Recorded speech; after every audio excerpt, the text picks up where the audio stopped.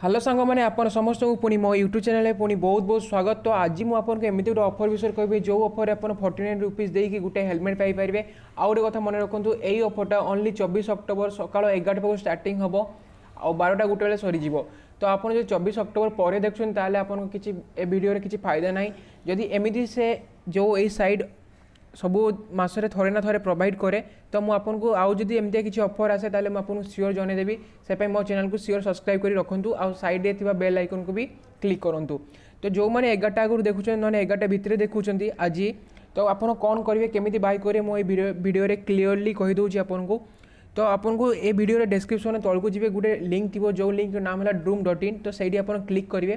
Click कर सारापर आपन सामने एमती गोटे साइड ओपन हो। तो ये ओपन हो सारापर आप नाम लिखुँ आप इमेल एड्रेस लिखुँ आ मोबाइल नंबर देकी रजिस्टर हो जातु। कहीं जब एवं रजिस्टर न हे पर से टाइम आप रजिस्टर हे सर्वर टी डाउन रहा रजिस्टर होगा टाइम लगे। तो एवं आप वीडियो देखुं रजिस्टर हो जातु। हो सारापर आप गोटे पिन कोड मांग आपन एरिया जो पिन नंबर अच्छी पिन कार्ड नंबर अच्छी तो आप आपन पिन कार्ड दे दिंतु। दे सारापर जब आप लिखला इनवैलिड ताने आप भावी ने कि आपन एरिया हेलमेट पहुँची पार ना।